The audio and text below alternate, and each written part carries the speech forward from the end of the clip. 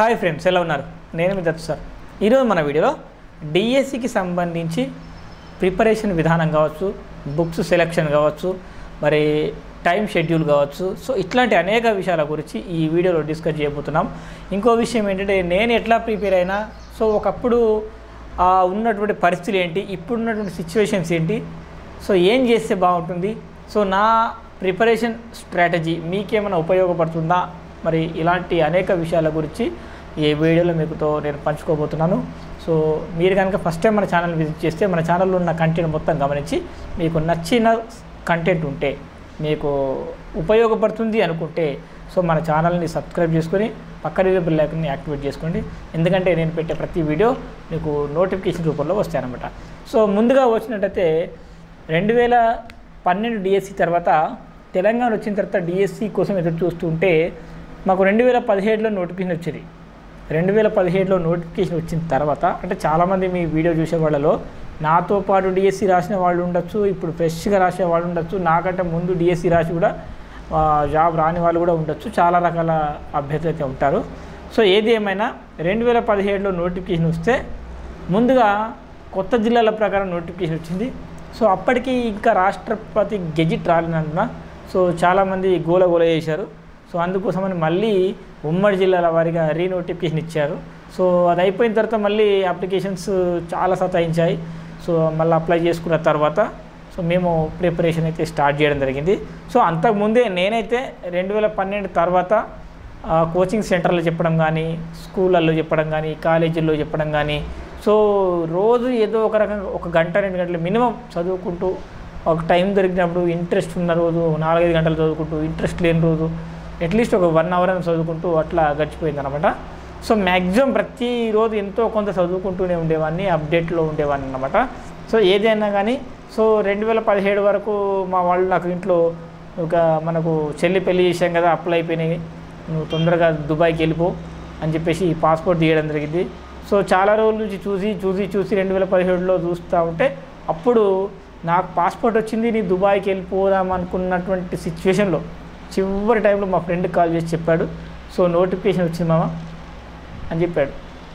అంటే నాకు ఎక్కడ లేని సంతోషం. మా ఇంట్లో వాళ్ళని మళ్ళీ ఒప్పించి అక్కడ దుబాయ్కి టికెట్ బుక్ అయిన తర్వాత సో మా ఇంట్లో వాళ్ళందరూ ఒప్పించి మళ్ళీ ఒక్క డిఎస్సి రాస్తాను, ఫస్ట్ టైం ఒక డిఎస్సి రాయబోతున్నాను, ఫస్ట్ టైం ఒక డిఎస్సి రాసిన తర్వాత ఉద్యోగం వస్తే ఉంటా, లేదంటే మళ్ళీ మీరు అది చెప్పినట్టు దుబాయ్కి వెళ్ళిపోతా అని చెప్పేసి సో వాళ్ళందరినీ కన్విన్స్ చేసి ఒప్పించి అక్కడి నుంచి నేను ఇంట్లోంచి బయటపడ్డా. సో ఈ విధంగా నేను ఒక్కసారి ఇంట్లోంచి వెళ్ళినట్టే మళ్ళీ 2.5 years 3 years వరకు దగ్గర ఇంటికి వెళ్ళలేదు. సో ప్రతిసారి ఇక ప్రిపేర్ అవుతూనే స్కూల్లోనే ఉంటూ, అక్కడే చదువుకుంటూ, సో లైబ్రరీలోనే ఉంటూ మొత్తం మీద అయితే ప్రిపరేషన్తోనే ఉండేవాను అనమాట. అంటే అప్పుడు నాకు కొన్ని ప్రాబ్లమ్స్ ఉండే, ఫైనాన్షియల్గా మనకు సంపాదన లేదు. సో నేనా యావరేజ్ స్టూడెంట్ని, నేను పెద్ద టాపర్ ఏం కాదు అప్పుడు. సో అలాంటి సిచ్యువేషన్లో నేను చదువుకోవాల్సినటువంటి సిచ్యువేషన్. సో అటు ఇంట్లో వాళ్లకు ₹1 నేను సంపాదించి పెట్టలేదు, అటు ₹1 పంపలేదు, నేనే మరి గవర్నమెంట్ స్కూల్లో విద్యా వాలంటీర్గా చేస్తూనే చదువుకునేవాడిని. సో అట్లాంటి పరిస్థితుల్లో నోటిఫికేషన్ మా ఫ్రెండ్కి చెప్పేసరికి నేను ఒకసారి నోటిఫికేషన్ చూద్దామని చెప్పేసి ఇంటర్నెట్కి వెళ్ళి ఆ పీడిఎఫ్ కాపీ మొత్తం డౌన్లోడ్ చేసుకొని డీటెయిల్డ్గా మొత్తం చదువుకున్నా. సో నేను చేసింది ఏంటంటే, ఫస్ట్ ఆఫ్ ఆల్ నోటిఫికేషన్ సిలబస్ని డౌన్లోడ్ చేసుకొని ఆ సిలబస్ కాపీ చూసుకున్న, జీకే ఏమున్నది, పర్స్పెక్టివ్ ఎడ్యుకేషన్ ఏమున్నది, దాంతోపాటు తెలుగు కంటెంట్ ఏమున్నది, తెలుగు మెథడాలజీ ఏమున్నది, సో ఇవన్నీ చూసుకొని ఇక నేను ఇంటికి వెళ్ళి తర్వాత మా ఫ్రెండ్స్కి చెప్పిన, మరి చదువుకుందాం ఒక దగ్గర కూర్చొని అంటే ఇక వాళ్ళు పెళ్ళిళ్ళు అయిపోయే వాళ్ళకు సో అందరూ ఎక్కడోలాగా సెట్ అయిపోయారు. సో నేను ఒక్కొన్నే. సో ఏం చేయాలి, అటు చదువుకుంటూ నేను అటు స్కూల్ చెప్పుకుంటూ ప్రిపేర్ కావాలా. సో అట్లా కొద్ది రోజులు వీవీగా కూడా చేసిన. ఆ తర్వాత నేను కంప్లీట్గా ప్రిపరేషన్ మీదనే కూర్చున్నాను అనమాట.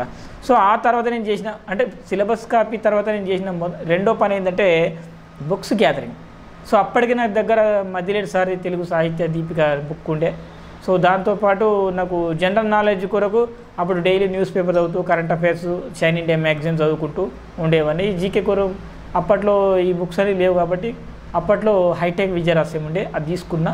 సో అది తీసుకున్నప్పటికీ రెగ్యులర్గా ఏం చదవలేదు, ఎప్పుడో అట్లా చూసినా, ఎందుకంటే అందులో మ్యాటర్ చాలా ఎక్కువగా ఉంటుంది. డిఎస్సికి మాత్రం కేవలం 10 మార్కులే, 10 మార్కులో కూడా 6-7 మార్కులు మాత్రమే డిఎస్సికి జీకే వస్తాయి, మీదంతా కరెంట్ అఫైర్ ఉంటుంది.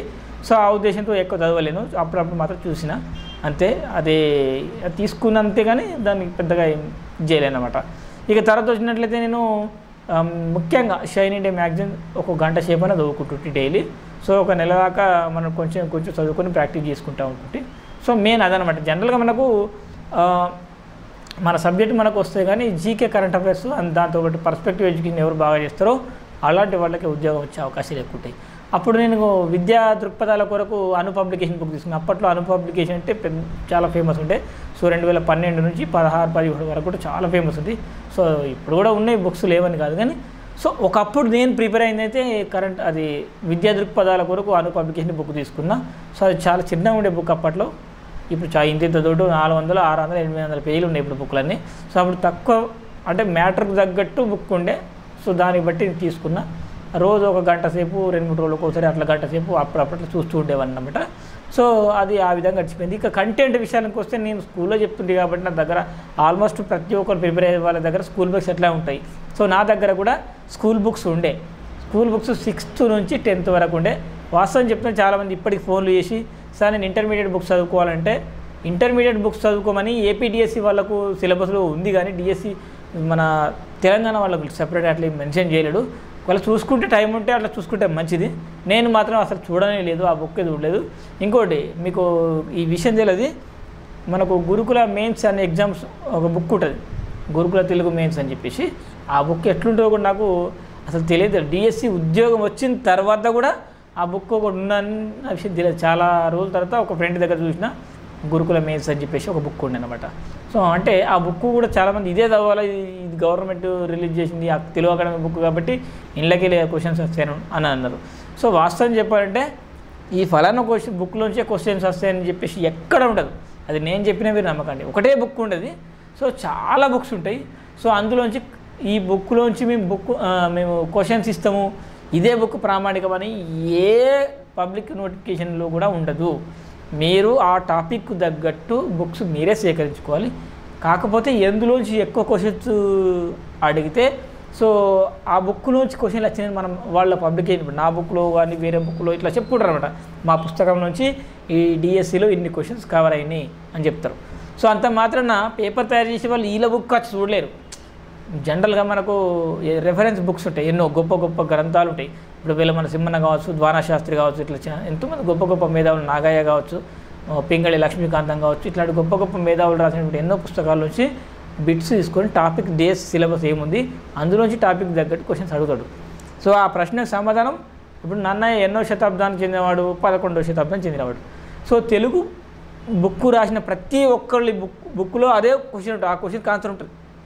అంత మాత్రాన ఇప్పుడు నేను కూడా రేపు పొద్దున ఒక బుక్ రాసి నన్నయ్య 11వ శతాబ్దాన్ని రాస్తా అంటే నా బుక్ చూసుకునే వాళ్ళు క్వశ్చన్ తయారు చేసినట్టు కాదు కదా. అడిగిన క్వశ్చన్స్కు సమాధానాలు ఎందులో ఎక్కువ కవర్ అవుతున్నాయి అనేది మనం చూసుకోవాలి. అందుకనే ర్యాండమ్గా ఎక్కువ టాపిక్స్ ఏ పుస్తకంలో కవర్ చేయబడ్డాయి సో అట్లా చూసుకొని దాన్ని ప్రామాణికంగా మనం తీసుకుంటాం. ఇప్పుడు మనకు తెలుగులో ముఖ్యంగా ఇప్పుడు మనకు మధ్యలేటి తెలుగు సాహిత్య దీపికలో కూడా మనకు మ్యాక్సిమం కంటెంట్ కవర్ చేయబడింది. సో అప్పుడు ఇంకా చాలా సన్నముండే బుక్, ఇప్పుడు ఇంకా దాని సైజు కూడా పెరిగింది, ఇప్పుడు కాస్ట్ కూడా పెరిగింది, సైజు కూడా పెరిగింది అనుకో. సో ఇట్లా అన్నమాట. సో నేను అట్లా చదువుకుంటూ ప్రాక్టీస్ ఎక్కువ చేసుకునేవాడిని. అప్పట్లో ఏంటంటే ఈ అను పబ్లికేషన్స్లో కావచ్చు, లేదంటే విజేత కాంపిటీషన్స్ కానీ ఇట్లా వేరే వేరే పబ్లికేషన్స్ ఉంటుండే. సో దాంట్లో ఏముంటుందంటే 16 మోడల్ పేపర్లు, 17 మోడల్ పేపర్లు, 23 మోడల్ పేపర్లు, 29 మోడల్ పేపర్ అని కూడా ఇట్లా బుక్స్ వస్తుండే ప్రాక్టీస్ కోసం. సో దాంట్లో ఏంటంటే ఓవరాల్ సబ్జెక్ట్ మీద మనకు ప్రాక్టీస్ బిట్స్ ఉంటుండే. సో నేనేం చేసినట్టే ఇది ఏదో బాగుంది, ఈ ప్రాక్టీస్కి మనం చదువుకుని ప్రాక్టీస్ చేస్తే చాలా బాగా యూజ్ అవుతుంది. సో మనకు ఎంత వచ్చింది ఇంకా ఎంత రావాలి మనకు అని చెప్పేసి మనకు ఒక నమ్మకం కలగడం కోసం ఈ ప్రాక్టీస్ బిట్స్ చాలా యూజ్ అవుతాయి. సో నేను అందుకనే ఇప్పుడు నా 6000 ప్రశ్నలతో దగ్గర ఒక తెలుగు సాహిత్య ప్రశ్నావళి అనే బుక్ రిలీజ్ చేయడం జరిగింది. సో మీకు అందరికీ తెలిసిందే. ఇప్పుడు ఆల్మోస్ట్ నా దగ్గర ప్రింట్ చేయించిన అన్ని పుస్తకాలు అయిపోయినాయి. ఇంకొక ప్రింట్ చేయిద్దాం అనుకుంటున్నా, ఏపీఆలా వద్దని ఆలోచిస్తున్నా. నా దగ్గర కొన్ని పుస్తకాలు, ఒక 200 పుస్తకాలు మాత్రమే ఉన్నాయి, ఎక్కువ లేవు. సో ఉన్న పుస్తకాలు అయిపోయినాయి, కొన్నే ఉన్నాయి. అవి కూడా నేను ఉంచినిగా, అది మెల్లిమెల్లిగా అడిగిన వాళ్ళకి మాత్రమే ఇచ్చేస్తున్నా. సో మీకు కావాలనుకుంటే మీరు కామెంట్ బాక్స్లో నా నెంబర్ ఉంది, డిస్క్రిప్షన్లో కూడా నా నెంబర్ ఉంది, మీరు నాకు మెసేజ్ చేయొచ్చు, నేను బుక్స్ పంపిస్తాను. జనరల్ నాలెడ్జ్ కొరకు ఇప్పుడైతే మనకు ఆంజనేయ సార్ జీకే బుక్ ఉంది. సో అది చాలా బాగా యూజ్ అవుతుంది మనకు. ఎందుకంటే దాంట్లో కలర్ పేపర్లు ఉంటాయి, మనకు డయాగ్రామ్స్ ఉంటాయి, మ్యాప్ రీడింగ్ పద్ధతిలో ఉంటాయి. కాబట్టి అవన్నీ మనకు చాలా అంటే చాలా బాగా సింపుల్గా మనకున్న 6-7 మార్కులకు సింపుల్గా తక్కువ టైంలో మనం ఎక్కువ మ్యాటర్ చదువుకోవాలా, ఎక్కువ మార్కులు గెయిన్ చేయాలంటే డెఫినెట్గా మనకు జీకే బుక్ ఆంజనేయ సార్ది మరి లెర్న్ పబ్లికేషన్ అంటారు. సో అది చాలా బాగుంటుంది బుక్. మీకు కావాలనుకునే వాళ్ళు సంప్రదించండి. 2 పుస్తకాలు కూడా తెలుగు కావచ్చు. ఇంకోటి సోషల్ బుక్ కూడా నేను మొన్ననే ఎగ్జామ్స్ పెట్టి మన ఛానల్లో పెట్టి ఆ బుక్ కూడా రిలీజ్ చేస్తున్నా. ఆల్మోస్ట్ DTP వర్క్ కంప్లీట్ అయిపోయింది. సో అది కూడా త్వరలో రాబోతుంది. ప్రాక్టీస్ కోసం అంటే నా దగ్గర ఉన్నటువంటి అంటే నేను చదువుకున్న రోజుల్లో ఓవరాల్గా మోడల్ పేపర్లు ఉంటే ఇప్పుడు నేనేం చేసిన అంటే ఒక టాపిక్ వైజ్ భావ కవిత్వం మోడల్ పేపర్ ఉంటుంది, ఒకటి అభ్యుదయ కవిత్వం మోడల్ పేపర్ ఉంటుంది, విప్లవ కవిత్వం మోడల్ పేపర్ ఉంటుంది, విమర్శ మీద మోడల్ పేపర్స్ ఉంటాయి. సో ప్రతి టాపిక్ మీద ఆ టాపిక్ పేరు పెట్టి అక్కడ ప్రాక్టీస్ బిట్స్ ఉంటాయి. సో ఇట్లా టాపిక్ వైజ్ ఉన్నాయి కాబట్టి మన బుక్ అంతా డిమాండ్ అన్నమాట. సో అది పరిస్థితి. సో ఇక తర్వాత నేను ఏం చేసినట్టే నేను మొత్తం ప్లానింగ్ చేసుకున్నా.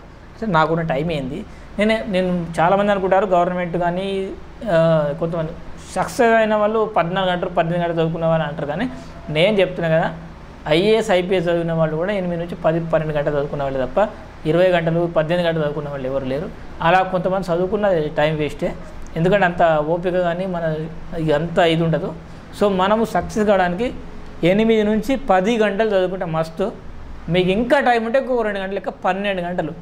సో కంటిన్యూ చదవడమే కాదు, కాసేపు ఒక సబ్జెక్ట్ చదవాలి. ఇప్పుడు పొద్దుగల్లా న్యూస్ పేపర్ చూడడము, మనకు కరెంట్ అఫైర్స్ చదువుకోవడము 1-2 గంటలు అట్లా చూసుకోవాలి, ఇట్లా టైం కేటాయించుకోవాలి. ఈవినింగ్ టైంలో కాసేపు అట్లా బయటకు వెళ్ళొచ్చి ఖచ్చితంగా గుర్తుంచుకోండి. మీరు ఎంత ప్రిపేర్ అయినా బయట వాతావరణంలో ఒక 20 నిమిషాలు అర్ధగంట అన్నా అట్లా కాసేపు బయట చల్లగాలికి అట్లా వాకింగ్ చేసినట్టయితుంది, మన మైండ్ రిఫ్రెష్ అయిపోతుంది. ప్రతి ఒక్కరు అట్లా చేయాలి. ఇక పొద్దున్న దాకా చదువుకుంటున్నాం కదా, ఇంట్లోకి వెళ్ళి రూమ్లోకి వెళ్ళి బయట రాకుండా ఆనే ఉండద్దు. సో డెఫినెట్గా పొద్దున పూట కాస్త కానీ సాయంత్రం పూట కానీ చూసుకోవాలి. పొద్దున్న దాకా మనం కంటెంట్ చదువుకోవాలి. సో నైట్ కూడా మెథడ్ కానీ కంటెంట్ కానీ చదువుకోవచ్చు. కొంతమందికి 2 రకాల అలవాటు ఉంటాయి. సో ఒక సబ్జెక్టు 1 గంట సేపు, ఇంకో సబ్జెక్టు ఇంకో గంట సేపు ఇట్లా చదువుతాను మొత్తం అన్ని సబ్జెక్టులు ఒక రోజు. కానీ నేను అట్లా కాకుండా నేను ఏం చేసామనంటే టాపిక్ వైజ్గా ఇప్పుడు కవిత్వోద్యమాలు మొత్తం ఒక 4 రోజులు కంప్లీట్గా అవే చదివి కొన్ని 2-3 సార్లు రిపీట్ చేసి మనం అనుకుంటాం చాలామంది చదువుకోవడం అంటే మనకు మొత్తం లైన్ టు లైన్ మనకు నోటికి రావాలా, బై హార్ట్ చేసినట్టు పద్యాలు వచ్చినట్టు రావాలి కదా అనుకుంటారు. జస్ట్ మీరు చదువుకుంటూ అర్థం చేసుకుంటూ పోండి అంతే. మళ్ళీ రెండోసారి మూడోసారి కూడా చదువుకుంటూ అర్థం చేసుకుంటూ అది వెళ్ళిపోండి. మీకు మీరు క్వశ్చన్స్ జస్ట్ ఇట్లా క్వశ్చన్స్ వేసుకోవాలి. మీకు ఓకే నన్ను 8వ శతాబ్దం 11వ శతాబ్దం వాడు, సో ఇట్లా మీకు మీరే అనుకోవాలన్నమాట. సో ఆ విధంగా అనుకుంటూ ప్రాక్టీస్ చేస్తే డెఫినెట్గా మీరు అనేది సక్సెస్ కావడం జరుగుతుంది. సో నేను ఏం చేసినంటే గతంలో వచ్చిన ప్రీవియస్ పేపర్స్ ఉంటాయి కదా, ఈ ఒకటో ప్రశ్న ఉంది, ఈ ప్రశ్నకు సమాధానం 7 ఉంది, ఏ పుస్తకంలో ఉంది, అట్లా అన్ని పుస్తకాలు చూసుకున్నా. సో నేను ముఖ్యంగా మద్దిలేటి సార్ బుక్స్తో పాటు విమర్శ సిద్ధాంతాలు అని చెప్పేసి వెలమల సింహన బుక్ కూడా ఉంటుండే. సో అది కూడా బాగుంటుంది. సో అది పొద్దున్న దాకా మొత్తం చదువుకోండి. ఇప్పుడు నేను మద్దిలేటి సార్ బుక్ చదువుకునేటప్పుడు అందులో భావకవిత్వం కనుక చదువుకుంటే ఇందులో భావకవిత్వం చూసి దీంట్లో మ్యాటర్స్ ఏముందా, సో ఏం డిఫరెంట్గా ఉంది అని ఇట్లా కొన్ని కంపేర్ చేసుకునేవాడిని. సో అట్లా రిఫరెన్స్ కోసం మనకి ఏమైనా డౌట్లు వచ్చినా కానీ ఆ ప్రామాణిక గ్రంథం అనేది చాలా యూజ్ అవుతుంది, అది తీసుకునేవాడిని అనమాట. ఒకవేళ మీ దగ్గర ఉంటే తీసుకోండి, లేకుంటే ఉన్న పుస్తకాన్ని కొంచెం ఎక్కువసార్లు ప్రాక్టీస్ చేయండి. అంటే నేను చెప్పిన చాలాసార్లు అంటే తక్కువ పుస్తకాలు ఎక్కువసార్లు రివిజన్ చేయడం మంచిది. ఎందుకంటే అనేక పుస్తకాలు ఒక్కసారి చదవడం కంటే ఒక పుస్తకాన్ని ఎక్కువసార్లు చదవాలి. సో ఆ విధంగా చేస్తే బాగుంటుంది. ఇంకోటి ఏంటంటే మనకు భూదాటి గారిది మనకు ఒక బుక్ ఉంటుంది ప్రాక్టీస్ బిట్స్కి, అంటే అది బుల్లెట్ పాయింట్స్ లాగానే ఉంటుంది అన్నమాట అది కూడా. సో ఆ విధంగా నేను మనకు ద్వానశాస్త్రి కవుల చరిత్ర బుక్ కూడా ఉండే, కానీ అది పెద్దగా నేను చదువుకోలేదు, డిస్క్రిప్షన్ మ్యాటర్ ఉంటుంది కాబట్టి. సో నేను ఎక్కువగా ఈ బుక్కి ఎక్కువ ప్రయారిటీ ఇవ్వడం జరిగింది అనమాట. సో దాంతోపాటు మనకు బోధన అధ్యయన శాస్త్రం తెలుగు బోధనా పద్ధతులు అని చెప్పేసి మద్దిలేటి సార్ బుక్కే కంటెంట్తో పాటు మెథడ్ కూడా చదువుకున్నా. సో దీపిక, దాంతోపాటు మనకు బోధన అధ్యయన శాస్త్రం, విమర్శ సిద్ధాంతాలు, స్కూల్ బుక్స్, దాంతోపాటు మనకు భూదాటి సార్ది కూడా పుస్తకం చదువుకోవడం జరిగింది. సో ఈ విధంగా మరి మనం చదువుకున్నటువంటి ఆ కొద్ది పుస్తకాలైనా కానీ ఎక్కువసార్లు రిపీట్ చేయాలి. కన్సిస్టెన్సీ అనేది మెయింటైన్ చేయండి ప్రతి ఒక్కరు. మిత్రులారా, ఒక 2 రోజులు చదివి 2 రోజులు గ్యాప్ ఇచ్చి 4 రోజులు పెళ్ళికి పోయి 3 రోజులు చదువుకొని ఇట్లా కాదు. మీకు ఎప్పుడైతే నువ్వు ప్రయత్నించడం ఆపేస్తావు నువ్వు ఓడిపోయినట్టే లెక్క, అప్పుడే ఉండి పతనం స్టార్ట్ అయినట్టే. కాబట్టి ఎన్ని పనులు ఉన్నా సరే ప్రిపరేషన్ 1 గంట సేపు ఏం కాదు, చదువుకోండి. కోపంగా ఉన్న చదువుకోండి, బాధల్లో ఉన్న చదువుకోండి, మీకు ఎలాంటి పరిస్థితుల్లో ఉన్న చదువుకోండి. మీరు చదువుకోవడం కనుక అలవాటు అయితే అది ఒక అలవాటుగా ఒక హాబీగా మారిపోతుంది. సో ఇది నేను చెప్పదలుచుకుంది. కాబట్టి మీరంతా ఉన్న పుస్తకాలు బాగా చదువుకుంటూ బాగా ప్రాక్టీస్ చేసుకోండి. డెఫినెట్గా నేను చేసినైతే అది. ఇంతకంటే మీకు అసలే ప్రాక్టీస్ చేయకుండా మీరు ఉద్యోగం సాధించిన వాళ్ళు ఏ 100లో ఒక్కళ్ళు తప్ప 99% సక్సెస్ అవుతారన్న నమ్మకం నాకైతే లేదు. సో నా పుస్తకాలే తీసుకోమని చెప్పట్లేదు, మీరు ఈ మార్కెట్లో ఏ పుస్తకాలన్నా తీసుకోండి, కానీ ప్రాక్టీస్ కంపల్సరీ చేసుకోండి.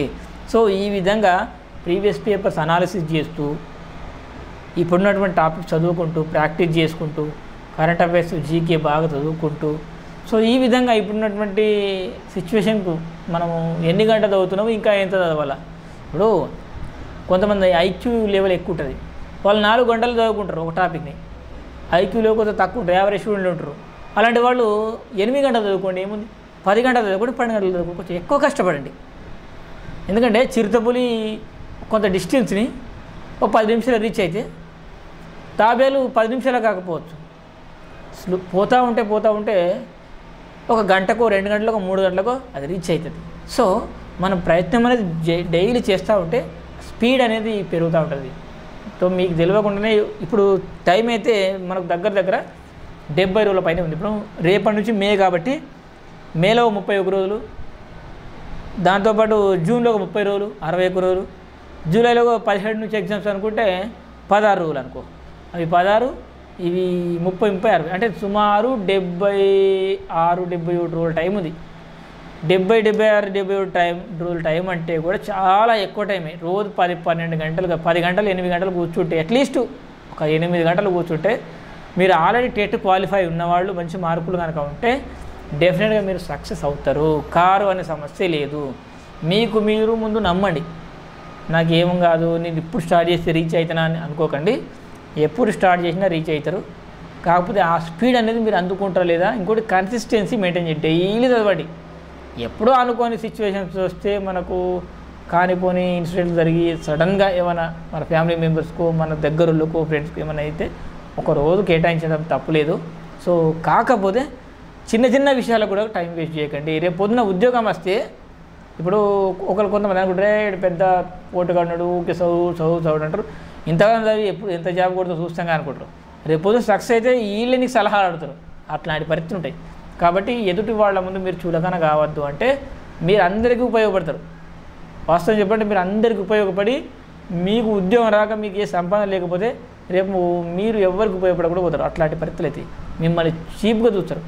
కాబట్టి కొంత కఠినంగా ఉండడమే మంచిది.